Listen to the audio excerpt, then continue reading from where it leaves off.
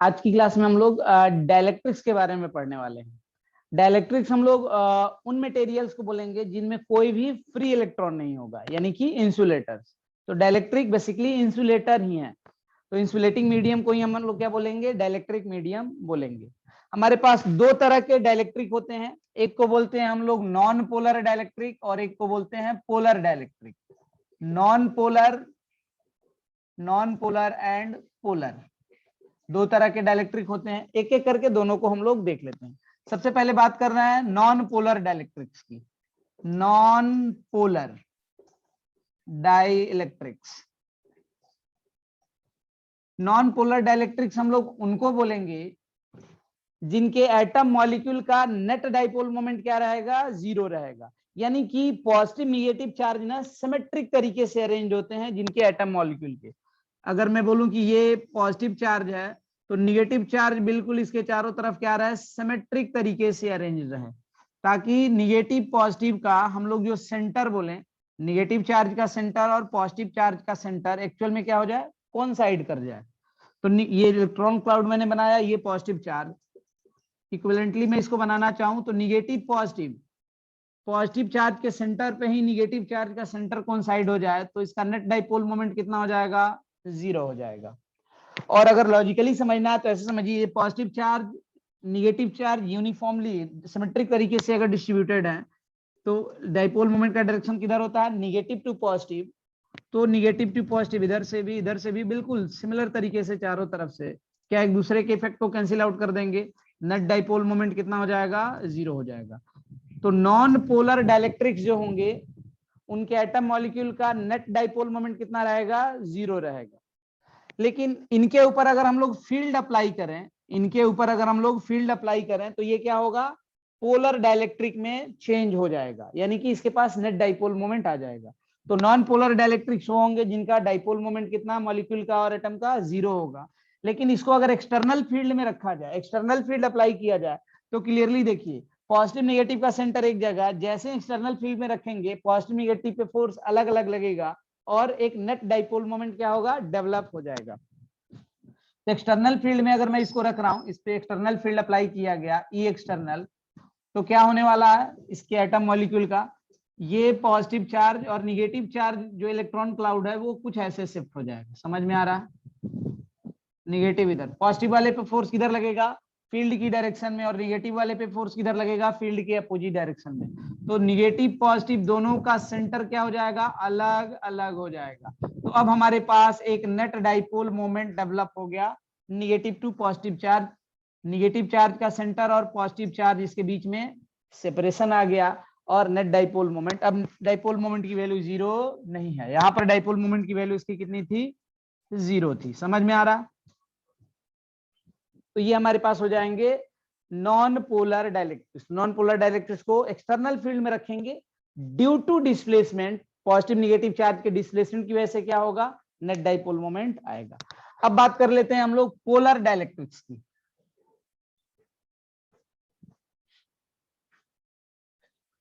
Polar dielectrics के अगर हम लोग बात करें मॉलिक्यूल की, पोलर डाइलेक्ट्रिक उनको बोलेंगे जिनके मॉलिक्यूल का हमारे पास पहले से ही क्या होगा? डाइपोल मोमेंट की वैल्यू होगी, यानी कि डाइपोल मोमेंट की वैल्यू जीरो नहीं होगी। पोलर डाइलेक्ट्रिक, पोलर डाइलेक्ट्रिक्स कोई भी एग्जांपल से समझ लेते हैं। जैसे मान लीजिए NaCl ले रहा हूं मैं, NaCl आयनिक बॉन्ड है ना, आयनिक बॉन्ड है, तो हमारे पास इस पे कैसा चार्ज? Plus charge. इस पे चार्ज कैसा? Minus charge. ये प्लस माइनस चार्ज इनके बीच में थोड़ा सा गैप है, तो क्या इसका एक डाइपोल मोमेंट होगा? Negative charge to positive charge. इसके डाइपोल मोमेंट की वैल्यू कितनी है? नॉन जीरो है। तो ये हमारे पास किस तरह का मटेरियल हो जाएगा? पोलर डाइलेक्ट्रिक हो जाएगा। समझ में आ रहा? तो अच्छा, पहले ही से इसका डाइपोल मोमेंट है, इसको एक्सटर्नल फील्ड में रखेंगे तो क्या इस पे टॉर्क लगेगा? हम लोग पढ़ चुके हैं कि एक्सटर्नल फील्ड में अगर किसी भी डाइपोल को रखेंगे तो उस पर नेट फोर्स तो जीरो होता है, लेकिन नेट टॉर्क लगता है हमारे। अब हम लोग डाइलेक्ट्रिक स्लैब में एक पोलर और नॉन पोलर दोनों एक स्लैब लेके एक्सटर्नल फील्ड में रख के देखते हैं कि उनके सरफेसेस पे किस तरह के चार्ज आते हैं आफ्टर पोलराइजेशन। अगर हम लोग कोई सबसे पहले नॉन ले लेते हैं, non polar dielectric slab, non polar dielectric slab लिया मैंने, और इसको अगर एक्सटर्नल फील्ड में रखें तो सबसे पहले तो बात कर लेते हैं, जब फील्ड में नहीं रखे रहेंगे उस समय का अरेंजमेंट किस तरीके का दिखेगा। जिस समय फील्ड में हमने इसको नहीं रखा है, ये प्लस माइनस इसके मॉलिक्यूल को एक साथ दिखा दे रहा हूं मैं, इनका नेट डाइपोल मोमेंट इंडिविजुअली भी कितना है, 0 है, प्लस माइनस ये सब 0, प्लस माइनस, तो नेट डाइपोल मोमेंट कितना, मॉलिक्यूल का भी 0, ओवरऑल स्लैब का भी कितना 0, नेट डाइपोल मोमेंट कितना 0। इस पे एक्सटर्नल फील्ड अगर अप्लाई कर दिया जाए, एक्सटर्नल फील्ड अप्लाई कर दिया जाए, तब ये स्लैब हमें कैसे दिखेगा। तो ये पॉजिटिव इधर निगेटिव इधर, फोर्स लगेगा, तो हमारे पास क्या होगा, एक्सटर्नल फील्ड में जैसे ही रखेंगे फील्ड, पॉजिटिव पे फोर्स इधर और निगेटिव पे उसके अपोजिट डायरेक्शन में, तो ये डिस्प्लेस हो जाएंगे। समझ में आ रहा, negative positive negative positive negative positive, इसी तरीके से अरेंजमेंट हो जाएगा ना, निगेटिव पॉजिटिव, ये negative positive negative positive negative positive negative positive negative positive, बिल्कुल ये इस तरीके से अरेंज हो जाएंगे। कोई दिक्कत?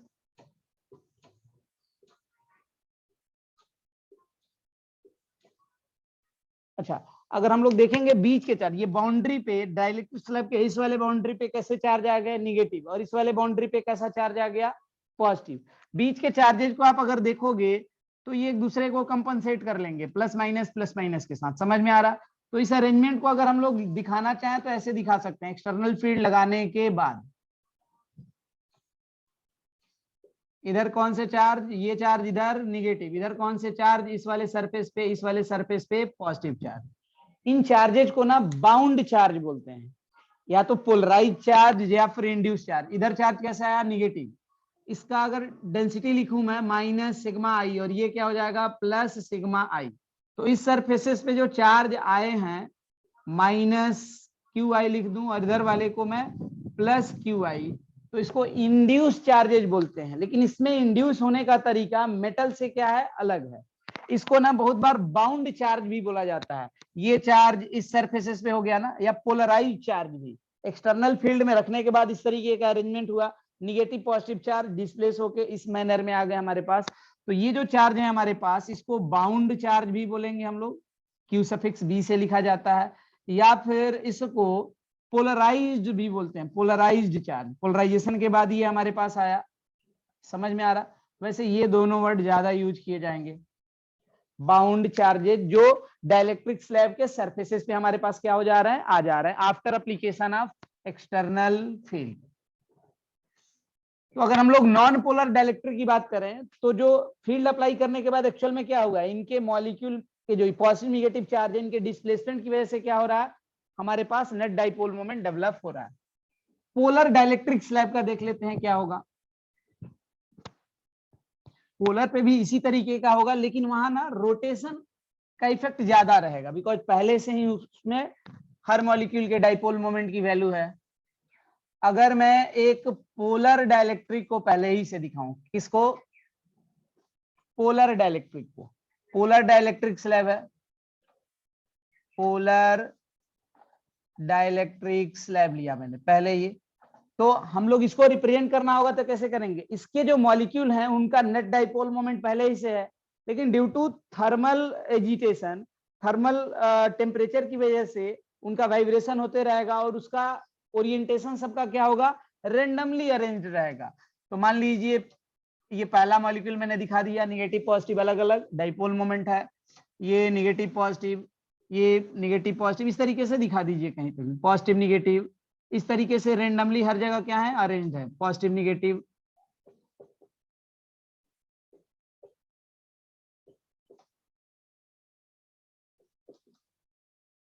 इसके मॉलिक्यूल जो हैं उनका डाइपोल मोमेंट तो है, लेकिन रेंडमली ये भी अरेंज है।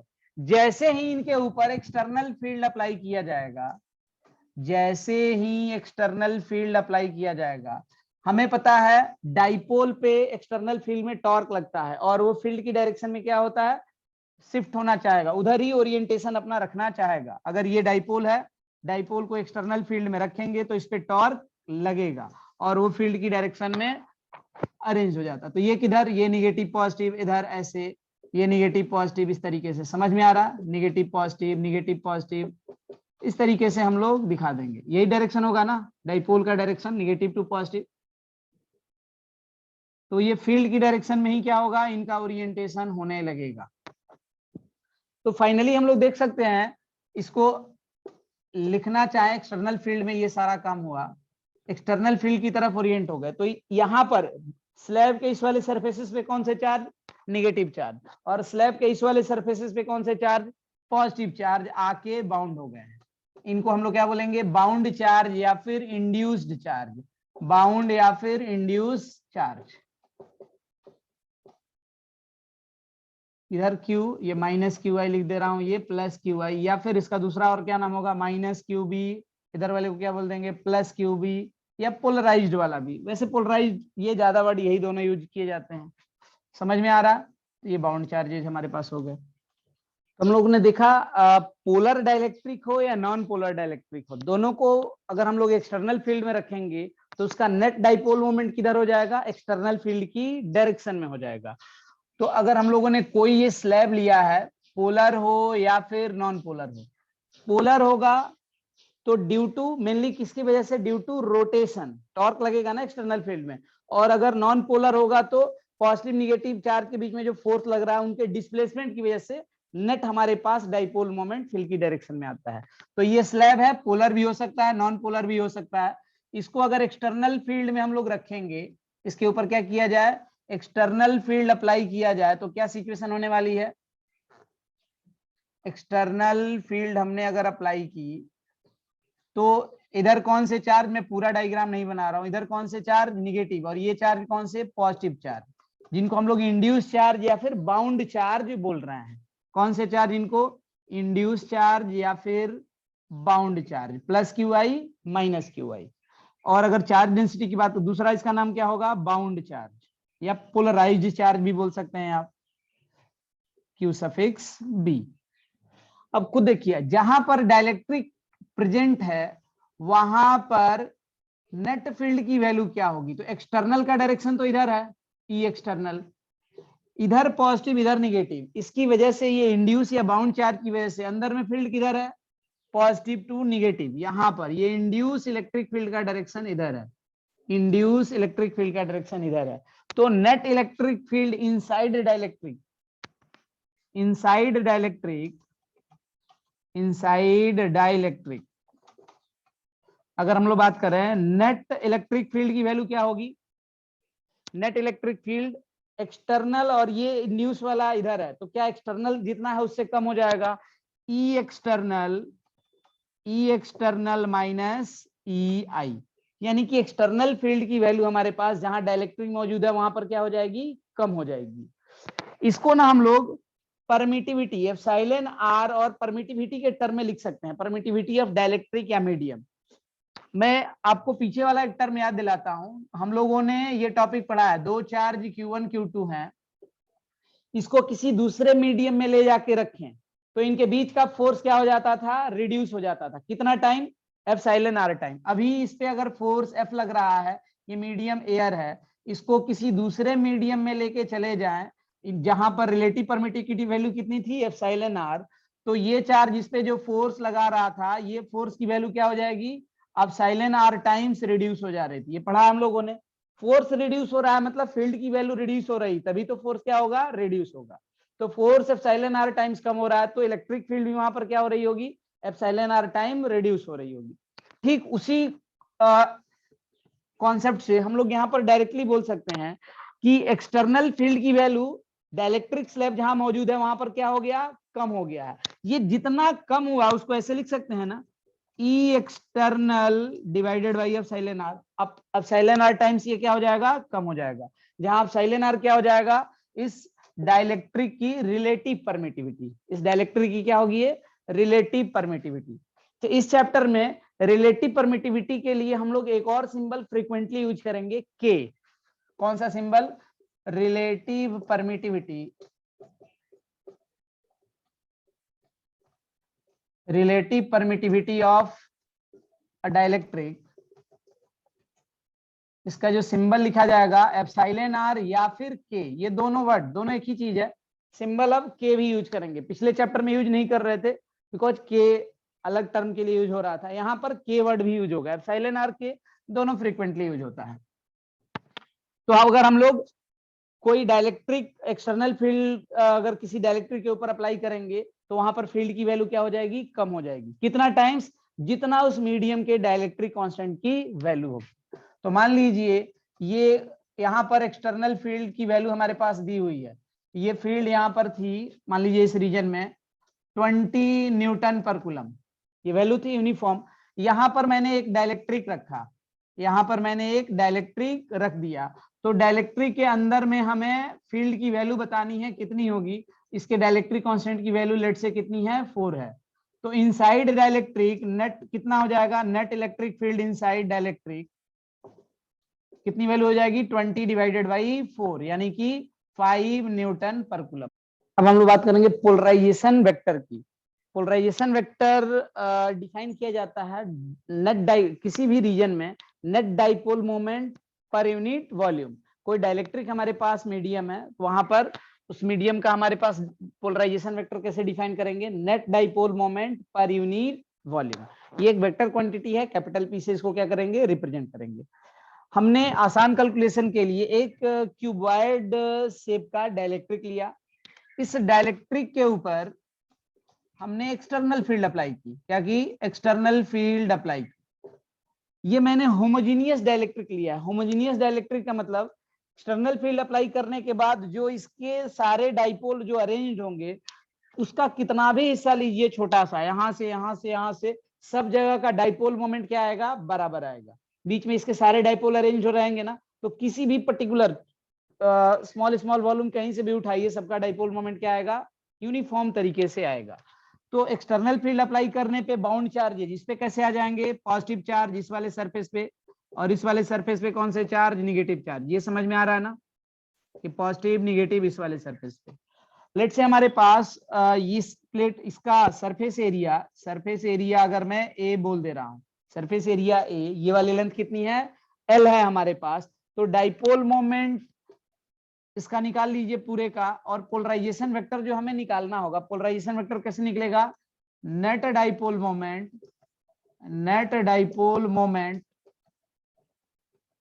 Divided by volume, net dipole moment divided by volume, इससे निकल जाएगा हमारे पास। इधर देखिए यूनिफॉर्म मैंने डाइलेक्ट्रिक लिया है तो ऐसे भी कर सकता हूं, ये सेपरेशन कितना एल, यहां पर चार्ज और यहां पर चार्ज। इस चार्ज की डेंसिटी अगर मैं बोल रहा हूं कि ये डेंसिटी हमारे पास प्लस सिग्मा आई है या फिर सिग्मा बी, बाउंड चार्ज बोलते हैं इसको, ये कौन सा हो जाएगा, charge density minus sigma B. तो इसका नेट डाइपोल मोमेंट कितना लिख सकते हैं, निगेटिव पॉजिटिव चार्ज, इस सरफेस पे निगेटिव चार्ज, इस पे निगेटिव इस पे पॉजिटिव, और सेपरेशन कितना एल, डायरेक्शन किधर होगा, इधर से इधर। नेट डाइपोल मोमेंट लिखें, पहले मैं मैग्नीट्यूड लिख दे रहा हूं, कितनी value, Q into D, Q charge को क्या लिख सकते हैं, सिग्मा बी इंटू ए। समझ में आ रहा है ये, सिग्मा बी इंटू ए, इस पे चार्ज हो गया, इस पे चार्ज, और सेपरेशन कितना दोनों के बीच का एल, ये हो गया net dipole moment divided by volume, कितने वॉल्यूम का, इस पूरे वॉल्यूम का, ए इंटू एल। ए और एल क्या हो जाएंगे, कैंसिल आउट। तो क्लियरली आप यहाँ पर आप देख सकते हैं जो हमारे पास पोलराइजेशन वेक्टर का मैग्नीट्यूड हो जाएगा वो किसके बराबर हो जाएगा, बाउंड चार्जेज के बराबर हो जाएगा। समझ में आ रहा है ये क्या है, bound charge density, bound charge density on dielectric surface, on dielectric surface. जब पोलराइजेशन वेक्टर का डायरेक्शन की बात करें तो डायरेक्शन किधर होगा, जिधर पूरे डाइपोल मोमेंट का डायरेक्शन है। डिफाइन कैसे ही है, net dipole moment per unit. तो यहाँ पर डाइपोल मोमेंट का डायरेक्शन किधर है, इधर से इधर, तो पोलराइजेशन वेक्टर का डायरेक्शन भी किधर हो जाएगा, इधर ही हो जाएगा। ठीक है, अच्छा इसमें कभी कभी एक दो बार क्वेश्चंस ऐसे आए हैं, डाइपोल मोमेंट और इसका बाउंड चार्ज के बीच का डॉट प्रोडक्ट के साथ का रिलेशन। बाउंड चार्ज को अगर हम लोग लिखना चाहें तो ऐसे भी लिख सकते हैं, बाउंड चार्ज को polarisation vector dot N cap, where N cap is area unit vector along area, surface area का जो डायरेक्शन है, ये एरिया है ना, तो इसका डायरेक्शन कैसे होगा, परपेंडिकुलरली आउटवर्ड, क्लोज सरफेस है ना, तो परपेंडिकुलरली आउटवर्ड ये डायरेक्शन, तो दोनों के बीच का एंगल कितना होने वाला है यहाँ पर 0 डिग्री। पोलराइजेशन वेक्टर का डायरेक्शन ये, एन कैप का भी डायरेक्शन ये 0 डिग्री होगा, तो P मैग्नीट्यूड, तो ये लिखाना होगा तो क्या लिखेंगे P इंटू 1 इंटू कॉस 0, यानी कि पोलराइजेशन जो बाउंड चार्ज डेंसिटी होगी पोलराइजेशन वेक्टर के बराबर हो जाएगी। और इस सरफेस पे लिखेंगे तो एन कैप का डायरेक्शन इधर, पोलराइजेशन वेक्टर इधर, डायरेक्शन कैप की बात करेंगे, एंगल की बात करेंगे तो कितना आएगा 180 डिग्री, और वैल्यू क्या हो जाएगी निगेटिव, तो इधर निगेटिव चार्ज डेंसिटी और इधर कौन सी पॉजिटिव चार्ज डेंसिटी। अब हम लोग पोलराइजेशन वेक्टर और इलेक्ट्रिक फील्ड के बीच का रिलेशन देख ले रहे हैं। इलेक्ट्रिक फील्ड कहाँ की, ब्रैकेट में मेंशन कर दिया है इनसाइड डाइलेक्ट्रिक, डाइलेक्ट्रिक के अंदर वाली इलेक्ट्रिक फील्ड और पोलराइजेशन वेक्टर, उसके बीच का रिलेशन क्या होगा। तो इधर देखिए कोई भी हमारे पास, अगर ये डाइलेक्ट्रिक स्लैब में ले रहा हूं, इस पे अगर हम लोग फील्ड अप्लाई करेंगे, एक्सटर्नल फील्ड अगर हमने अप्लाई की, तो इसके डाइपोल मोमेंट की वैल्यू होगी, पोलराइज होगा ये, और इसके डाइपोल मोमेंट की वैल्यू होगी, पोलर होगा या नॉन पोलर होगा, ये 0 होने वाला नहीं है डाइपोल मोमेंट की वैल्यू, तो पोलराइजेशन वेक्टर भी 0 नहीं होगा। लेकिन अलग अलग मटेरियल की बात करें, सेम शेप का अगर हम लोग डाइलेक्ट्रिक स्लैब ले रहे हैं, उस पर एक्सटर्नल फील्ड अप्लाई कर रहे हैं, तो मटेरियल अलग अलग होने से सब में ना डाइपोल मोमेंट क्या होगा, अलग अलग तरीके का डेवलप होगा। ड्यू टू रोटेशन की बात हो, या फिर अगर नॉन पोलर डाइलेक्ट्रिक होगा तो उनके पॉजिटिव निगेटिव चार्ज के बीच के डिस्प्लेसमेंट की बात हो, हर मटेरियल में क्या होगा ये डिफरेंट होगा। तो फॉर सेम एक्सटर्नल फील्ड सारे डाइलेक्ट्रिक में हमारे पास जो dipole moment polarisation vector develop होगा वो क्या होगा, अलग अलग होगा। ऑल्दो हम लोग ये लिख सकते हैं कि पोलराइजेशन वेक्टर इलेक्ट्रिक फील्ड के साथ क्या होगा, बढ़ेगा, जितनी फील्ड अप्लाई करेंगे उतना ही ज्यादा पोलराइजेशन वेक्टर की वैल्यू भी क्या होगी, बढ़ेगी, बिकॉज हमारा डाइपोल मोमेंट इंक्रीज होने वाला है। ई बढ़ाएंगे तो पार्टिकल के बीच का प्लस माइनस के बीच का ये सेपरेशन भी क्या होगा, बढ़ेगा, तो हमारे पास डाइपोल मोमेंट की वैल्यू बढ़ेगी। डाइपोल मोमेंट बढ़ेगा तो पोलराइजेशन वेक्टर भी क्या होगा, बढ़ेगा, बिकॉज पोलराइजेशन वेक्टर क्या है, net dipole moment per unit volume हमारे पास। तो यहां पर देखिए मटेरियल पे ये चीज डिपेंड कर जा रही है कि कौन सा मटेरियल कितना ज्यादा पोलराइज होगा। तो ओवरऑल नेट डाइपोल मोमेंट जो होता है वो एक्सटर्नल जो फील्ड के साथ साथ किस पे डिपेंड कर जाएगा, मटेरियल पे भी डिपेंड कर जाएगा। तो जो पोलराइजेशन वेक्टर होता है उसका फॉर्मूला होता है polarisation vector equal to epsilon naught chi E, इसको बोलते हैं इलेक्ट्रिक ससेसिबिलिटी। ये हमारे पास फील्ड हो गई इनसाइड डाइलेक्ट्रिक हमारे पास, तो P is directly proportional to E, तो हमें दिख रहा है, लेकिन ये टर्म ये आपको ध्यान में रखना है। जहां इसको पढ़ते हैं काई, इसको क्या बोलते हैं, इलेक्ट्रिक ससेसिबिलिटी। ये मटेरियल पे डिपेंड करता है और टेम्परेचर पे डिपेंड करता है। टेम्परेचर बढ़ाने से रेंडमनेस क्या होती है, बढ़ती है, और ये हर पार्टिकल में, हर तरह, हर मटेरियल में क्या होगा, डिफरेंट होता है। तो हर मटेरियल के लिए काई की वैल्यू अलग अलग हो जाएगी, समझ में आ रहा। इसीलिए polarisation vector same electric field apply करने पे सब पे अलग अलग होगा। ये मटेरियल पे डिपेंड करता है काई की वैल्यू, और टेम्परेचर पे डिपेंड करता है। टेम्परेचर बढ़ाने से रेंडमनेस बढ़ती है, और जिसकी वजह से काई की वैल्यू हमारे पास क्या होती है, डिक्रीज होती है। लास्ट में ये पॉइंट आपको ढंग से ध्यान में रखना है, ये जो इलेक्ट्रिक ससेसिबिलिटी है ये डायमेंशनलेस क्वांटिटी है। कैसी क्वांटिटी है, डायमेंशनलेस। लेकिन एनसीईआरटी में आप देखोगे रिलेशन आपको ये दे दिया गया है, पोलराइजेशन वेक्टर इक्वल टू काई इंटू ई। यहां से अगर हम लोग इसकी डायमेंशन की बात करें, डायमेंशन निकालेंगे, तो ये डायमेंशन सही नहीं निकली, ये डायमेंशनलेस नहीं आएगा। तो इसका थोड़ा सा आप लोग एक बार देख लीजिएगा इसको। नेक्स्ट हम लोग देखने वाले हैं, अगर किसी डाइलेक्ट्रिक को दो चार्ज प्लेट के बीच में इंट्रोड्यूस कर दिया जाए, तो उसमें जो बाउंड चार्जेज होंगे उसकी वैल्यू और बाउंड चार्ज डेंसिटी की वैल्यू कैसे कैलकुलेट करेंगे। जनरली हम लोग को इसको कैपेसिटर के लिए पढ़ना ही है। तो मान लीजिए ये दो प्लेट्स हैं, एक पे चार्ज क्या है प्लस क्यू, और एक पे चार्ज है माइनस क्यू। ये प्लस क्यू और यहाँ पर चार्ज कितना, माइनस क्यू। इसका प्लेट एरिया मैं ए ले रहा हूँ, प्लेट एरिया कितना, ए। इसके बीच में अगर हम लोग डाइलेक्ट्रिक इंट्रोड्यूस कर रहे हैं, तो ये पॉजिटिव चार्ज पहले ही से इस पे है, ये कौन सा, निगेटिव चार्ज। इसकी चार्ज डेंसिटी कितनी, ये सिग्मा, और इसका कितना हो जाएगा, ये माइनस सिग्मा पहले ही से। फील्ड की वैल्यू कितनी, पहले फील्ड की बात करें हमारे पास, तो फील्ड की वैल्यू कितनी हो जाएगी, सिग्मा बाई एप्सिलॉन नॉट।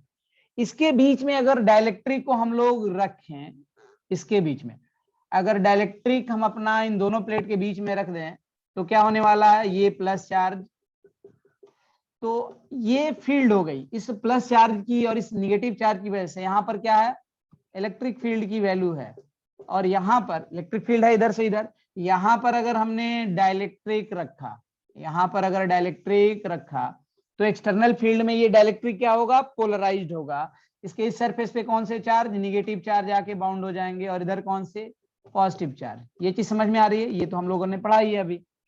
हमें इसकी वैल्यू निकालनी है, तो क्लियरली देखिए यहाँ पर ये चार्ज डेंसिटी प्लस सिग्मा आई लिख दे रहा हूं, पे ये कौन सा, माइनस सिग्मा आई, या फिर सिग्मा बी, और जैसे भी लिख सकते हैं, दोनों तरीके से लिख सकते हैं, सिग्मा बी बाउंड चार्ज, और ये कौन सा, minus sigma be bound charge density. और चार्ज की बात करेंगे तो Q suffix be bound charges के लिए हम लोग लिखेंगे। इसकी वैल्यू हमें बतानी है क्या होगी।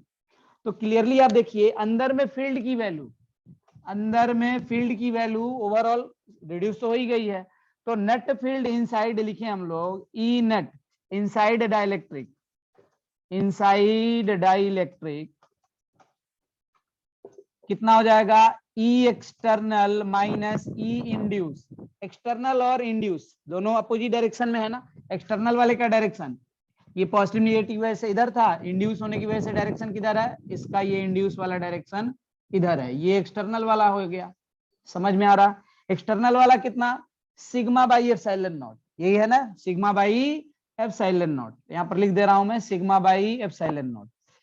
इंड्यूस वाला कितना हो जाएगा, इंड्यूस की बात करें तो इंड्यूस चार्ज डेंसिटी, इस पे माइनस सिग्मा आई, इस प्लेट पे ये प्लस सिग्मा आई, ये माइनस सिग्मा आई, तो अंदर में फील्ड का डायरेक्शन इधर, ई आई को क्या लिखेंगे, sigma I upon epsilon not. ये चीज समझ में आ रही है। और ओवरऑल जो यहाँ पर बात करेंगे हम लोग, जो हम लोगों ने पढ़ा, यहाँ पर नेट फील्ड की वैल्यू क्या हो जाती है, रिड्यूस हो जाती है, जितना था उसका कितना टाइम्स, जो इसके डाइलेक्ट्रिक कांस्टेंट की वैल्यू होगी। अगर इस स्लैब के डाइलेक्ट्रिक कांस्टेंट की वैल्यू के होगी, तो जो नेट फील्ड है इनसाइड डाइलेक्ट्रिक वो कितना होगा, एक्सटर्नल का के टाइम्स रिड्यूस हो जाएगा। एक्सटर्नल का फील्ड कितना है, सिग्मा बाई एप्सिलॉन नॉट, और इसको के से क्या कर दें, रिड्यूस। समझ में आ रहा। और ये वाली वैल्यू कितनी, ये sigma by epsilon naught minus sigma I by epsilon naught. Epsilon naught हर जगह से क्या हो जाएगा, कैंसिल आउट हो जाएगा। तो सिग्मा की वैल्यू कितनी आ गई आपकी, ये सब जगह से कैंसिल आउट दिख रहा है ना। सिग्मा आई की वैल्यू कितनी, इसको इधर भेजिए, ये इधर लेके आइए, सिग्मा कॉमन है, सिग्मा इंटू 1 माइनस 1 अपॉन के। ये हमारे पास हो गई इंड्यूस्ड चार्ज डेंसिटी या फिर बाउंड चार्ज डेंसिटी। क्या बोलेंगे इसको, बाउंड चार्ज या फिर इंड्यूस्ड चार्ज डेंसिटी। वैल्यू कितनी, sigma into 1 minus 1 by K. तो हमें ये डेंसिटी पता चल गई इस प्लेट पे, तो बाउंड चार्ज भी लिख सकते हैं। प्लेट एरिया हमने क्या लिया है, प्लेट एरिया ए लिया है, इसको मिटा दे रहा हूं मैं, प्लेट एरिया ए, तो एरिया से मल्टीप्लाई कर दीजिए, ये एरिया दोनों सेम ही है, ए से मल्टीप्लाई कर दें तो ये कितना हो जाएगा, A into sigma B equal to A into sigma into 1 minus 1 by K. तो ये क्या हो गया, चार्ज ऑन, ये बाउंड चार्ज मिल जाएगा ना हमारे पास, तो बाउंड चार्ज, ये वैल्यू कितनी, Q suffix B equal to ये कितना हो जाएगा, जो इन प्लेट्स पे चार्ज था, जिन दोनों प्लेट्स के बीच में इंट्रोड्यूस किया गया था इसको, कितना, कैपिटल क्यू, जो भी चार्ज था हमारे पास, इंटू 1 माइनस 1 बाई के, ये बाउंड चार्ज हो गया। नेक्स्ट हम लोग देखेंगे डाइलेक्ट्रिक ब्रेकडाउन के बारे में। डाइलेक्ट्रिक ब्रेकडाउन की अगर हम लोग बात करें, अगर किसी डाइलेक्ट्रिक स्लैब के ऊपर हम लोग क्या करें, एक्सटर्नल फील्ड अप्लाई करें, तो इनके जो मॉलिक्यूल होंगे वो कुछ इस तरीके से अरेंज हो जाएंगे फील्ड की डायरेक्शन में। अब जैसे ही आप फील्ड की वैल्यू बढ़ाओगे, एज ई इंक्रीजेज, ई की वैल्यू बढ़ाओगे, तो जो इनके मॉलिक्यूल हैं, जो डाइलेक्ट्रिक के मॉलिक्यूल हैं, इन पे फोर्स कैसे लगेगा, ये निगेटिव पॉजिटिव है। अगर फील्ड हमने अप्लाई किया, मैं एक मॉलिक्यूल से लेके इसको रिप्रेजेंट कर दे रहा हूँ, दिखा दे रहा हूँ आपको, इस पॉजिटिव पे फोर्स तो इधर लग रहा है और निगेटिव चार्ज पे फोर्स इधर लग रहा है, इस तरीके से। समझ में आ रहा, Q इंटू ई, पॉजिटिव पे उधर, निगेटिव पे इधर। जैसे जैसे आप E की वैल्यू बढ़ाओगे, इन पे लगने वाले फोर्स की वैल्यू भी क्या होगी, बढ़ेगी। इस फोर्स की वैल्यू बढ़ेगी हमारे पास, तो इनके बीच का सेपरेशन भी क्या होगा, बढ़ेगा, ये और स्ट्रेच होंगे, ये और स्ट्रेच हुए, ये निगेटिव पॉजिटिव। फर्दर अगर हम लोग फील्ड की वैल्यू और बढ़ाएंगे हमारे पास, तो फोर्स की वैल्यू फर्दर बढ़ेगी, फोर्स की वैल्यू बढ़ेगी, और यहां पर ना अब नेक का फॉर्मेशन स्टार्ट हो जाएगा, ये बिल्कुल इस तरीके से। समझ में आ रहा है, ये निगेटिव ये पॉजिटिव। फर्दर अगर आप हम लोग फिर भी फोर्स की वैल्यू, फील्ड की वैल्यू बढ़ा देंगे तो इनके जो हमारे पास डाइपोल है मॉलिक्यूल, इन पे फोर्स लगना और क्या होगा, बढ़ेगा। और फाइनली एक सर्टेन वैल्यू हमारे पास होगी जहां पर ये दोनों क्या होंगे, टूट जाएंगे, अलग अलग डिवाइड हो जाएंगे, पॉजिटिव निगेटिव अलग अलग हो जाएंगे। At E equal to EB, उस इलेक्ट्रिक फील्ड को ना हम लोग ब्रेक डाउन स्ट्रेंथ बोलते हैं। जिस इलेक्ट्रिक फील्ड पे ये काम होगा, जो हमारे पास डाइलेक्ट्रिक के मॉलिक्यूल हैं, डाइपोल हैं, वो टूट जाएंगे जिस इलेक्ट्रिक फील्ड पे, उसको हम लोग डाइलेक्ट्रिक स्ट्रेंथ बोलते हैं। क्या बोलते हैं, डाइलेक्ट्रिक स्ट्रेंथ। नाम याद रखे रहिएगा, है इलेक्ट्रिक फील्ड लेकिन क्या बोला जाएगा, डाइलेक्ट्रिक स्ट्रेंथ। कैसे डिफाइन होगा, जिस पर्टिकुलर इलेक्ट्रिक फील्ड को अप्लाई करने पे डाइलेक्ट्रिक के डाइपोल टूट जाए तो अब हमारे पास उसको क्या बोलेंगे, डाइलेक्ट्रिक स्ट्रेंथ, और उस स्टेट को बोलेंगे डाइलेक्ट्रिक ब्रेकडाउन। बिकॉज उसके बाद अब ये जो डाइलेक्ट्रिक है ये डाइलेक्ट्रिक रहेगा नहीं, इसमें अगर हमारे पास चार्जेज फ्री हो गए, पॉजिटिव निगेटिव चार्ज अलग हो गए और आपने फील्ड ऐसे अप्लाई कर रखा है, तो क्या होगा, हमारे पास पॉजिटिव इधर और निगेटिव इधर, और अंदर में फील्ड की वैल्यू कितनी हो जाएगी, फाइनली अंदर में फील्ड की वैल्यू 0 हो जाएगी। तो अब हमारे पास अब ये मीडियम डाइलेक्ट्रिक रहा नहीं, समझ में आ रहा है, इसको बोलेंगे हम लोग डाइलेक्ट्रिक ब्रेकडाउन। जिस पर्टिकुलर इलेक्ट्रिक फील्ड पे डाइलेक्ट्रिक के सारे डाइपोल टूट जाएंगे, क्या कहलाएगा, डाइलेक्ट्रिक स्ट्रेंथ बोलेंगे उस इलेक्ट्रिक फील्ड को, और उस फिनोमेना को बोलेंगे हम लोग डाइलेक्ट्रिक ब्रेकडाउन। कभी कभी इस प्रोसेस में ना काफी हीट जनरेट होती है, जैसे ये टूटेगा पॉजिटिव इधर निगेटिव इधर मूव करेंगे तो काफी अमाउंट में क्या होगा, हीट जनरेट होगा, और कभी कभी वो हीट इतनी ज्यादा होगी कि इस पूरे स्लैब को ही क्या करती है, मेल्ट कर देती है। ठीक है, नेक्स्ट हम लोग अब डाइलेक्ट्रिक स्लैब के बारे में थोड़ा जो बेसिक चीजें थी वो हम लोगों ने जानकारी ले ली है। अब डाइलेक्ट्रिक स्लैब का इंसर्शन पढ़ेंगे हम लोग कैपेसिटर के अंदर नेक्स्ट क्लास में।